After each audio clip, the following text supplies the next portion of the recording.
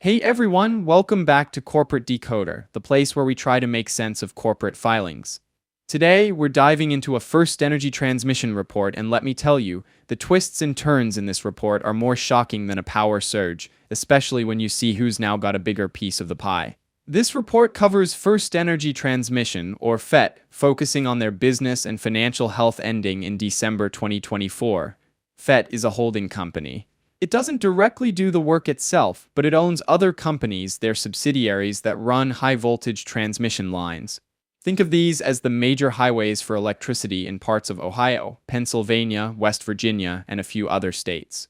There is some big news to kick us off. Brookfield, a major player in infrastructure investments, has upped their stake in FET. They started with about 20%, then grabbed another 30%. Now Brookfield owns just under half of FET, sitting at about 49.9%. This is huge. FirstEnergy still has 50.1%, so technically they are still in control, but Brookfield definitely has a seat at the table. It's like a partnership where one person still calls most of the shots, but the other has a really loud voice. This change could mean big shifts in how FirstEnergy Transmission operates and invests in the future. FET is teaming up with Dominion and TransSource, two other major energy players. Together, they've created something called Valley Link Transmission Company. This partnership is all about bidding on and building new transmission projects that PJM, a regional grid operator, is planning. And it's already paying off. PJM selected some of the Valley Link's projects, which means about $3 billion in investments to build and upgrade power lines. This deal is a massive opportunity for FET and its partners, but it's also a high-stakes game. They are putting a lot of money on the line and hoping demand for electricity keeps growing to make it worth it. Like everyone else, FET is keeping a close eye on their supply chain, how they get parts.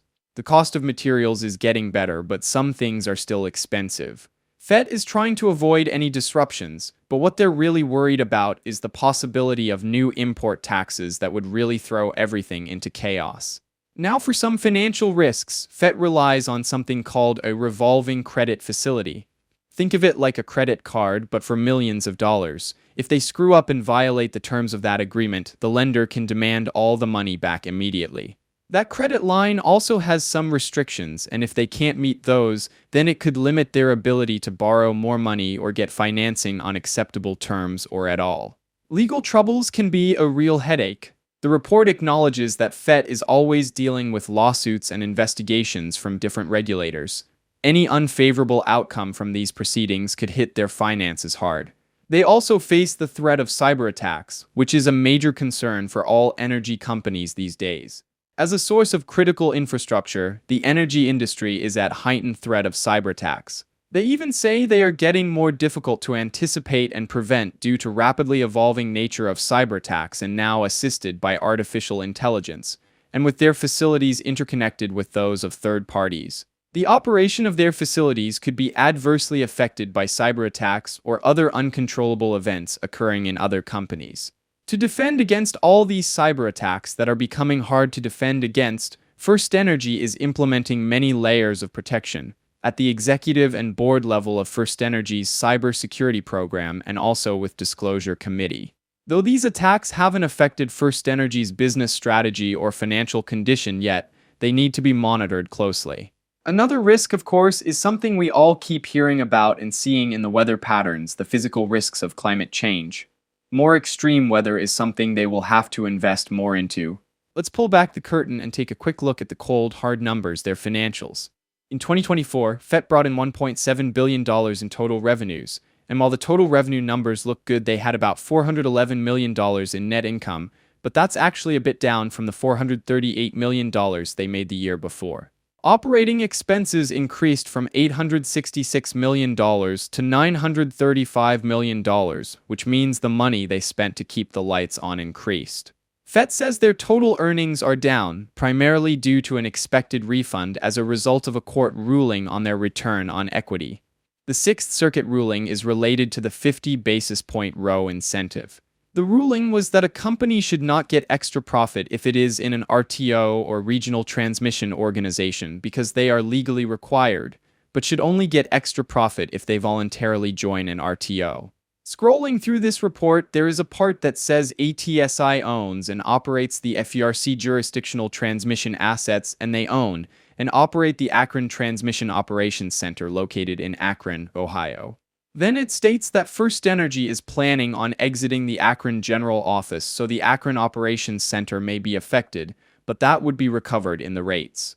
One thing you will see in almost every utilities report are regulatory assets and liabilities, which is really just them saying we plan on charging you a certain amount or giving money back based on current and future regulation and laws. Digging into liquidity, FET and its subsidiaries have a bunch of credit lines they can tap into, totaling nearly $2 billion. This credit facility acts as a financial safety net, ready to be used for short-term needs. Their existing sources of liquidity should be enough to meet anticipated obligations, such as debt and other expenses.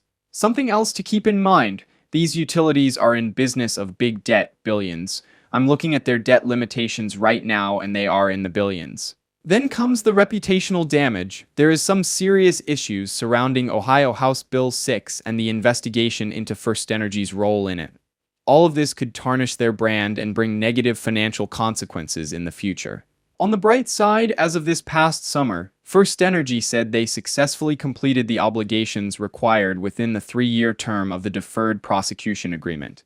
So what's the overall direction here? Well, FirstEnergy is dead set on focusing on their regulated operations, particularly the transmission business under FET. They're investing a ton to upgrade their power lines, hoping to capitalize on future demand for electricity. But they face some serious headwinds, including a shift in consumer habits or climate change. For all the investments, that may require them to invest in assets and purchasing additional power, but conversely, decreased use of energy may affect their financial conditions through decreased revenue. Here's my take. FirstEnergy Transmission is playing the long game, betting on the electricity demand and growth of infrastructure. The big risk is regulatory and compliance, not failing to comply with certain environmental regulations. For now, FET is continuing to monitor the evolving guidance from the U.S. Treasury and IRS, and all those court cases and audits are really what they need to look out for the most. It is unlikely that their effective tax rate will not increase as a result of discrete tax charges. Thanks for watching. If you found that insightful, please subscribe, like, and comment below.